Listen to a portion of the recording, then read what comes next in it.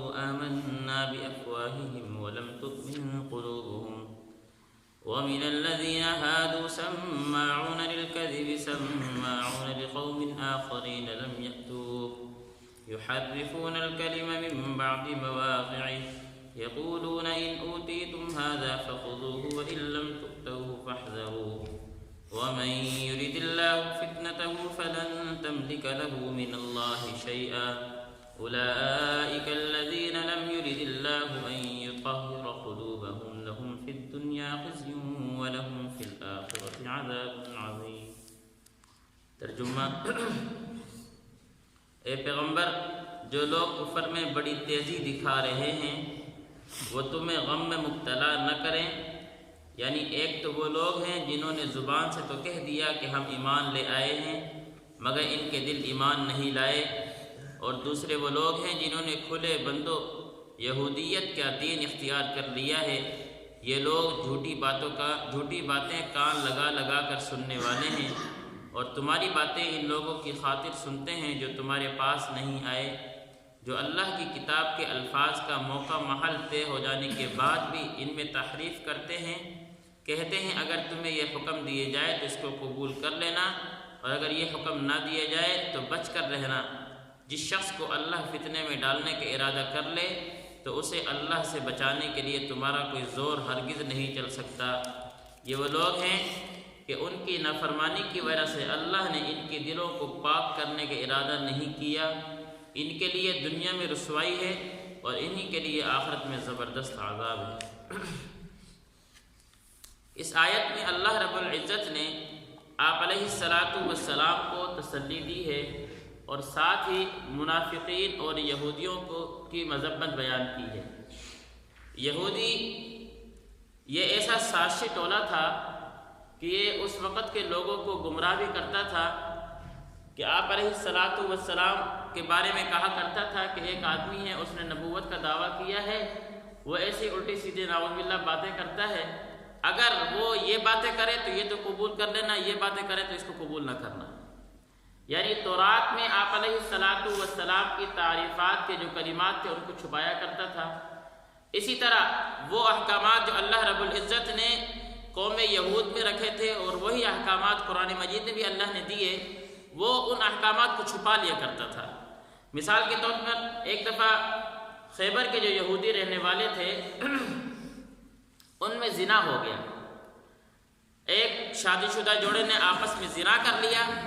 زنا کرنے کے بعد یہودی قوم کے جو سردار تھے انہوں نے بنی قریظہ والے جو تھے ان کو بھیجا آپ علیہ السلام کے پاس کہ جاؤ فیصلے کے لیے کہ وہ محمد جس نے نبوت کا دعویٰ کیا ہے اس کے دین میں بڑی آسانی ہے، وہاں جا کر اس کا فیصلہ کرواؤ.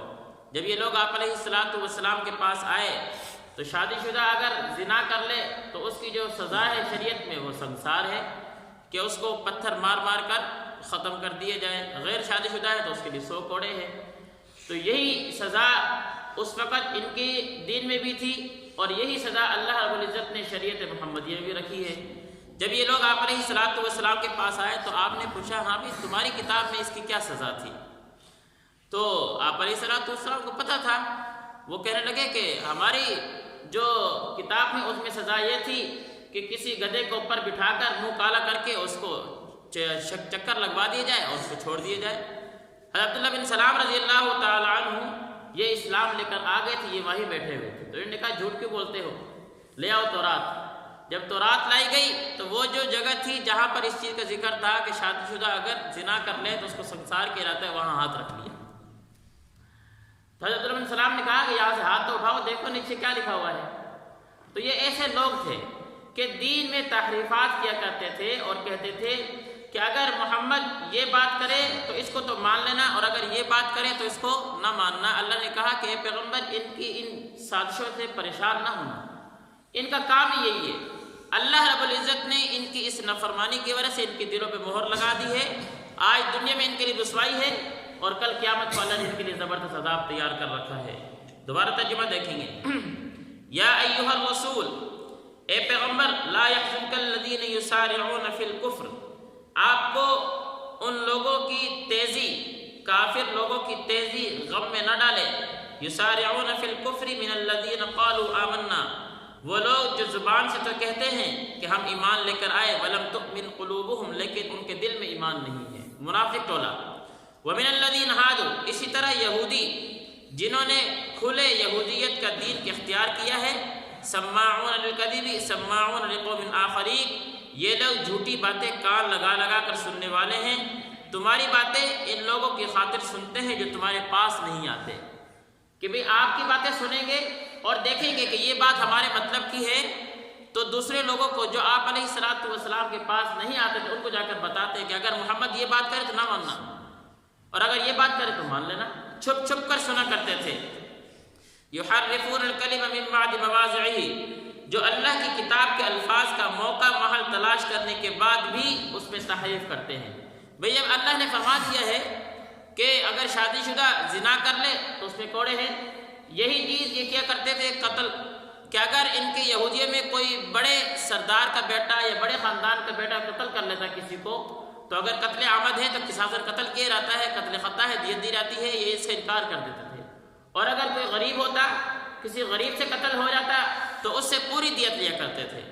تو وہی بیان کر رہے ہیں کہ یہ ایسے لوگ ہیں جو قرآن مجید کے الفاظ کا موقع محل پتہ چلنے کے باوجود بھی اس میں تحریف کرتے ہیں۔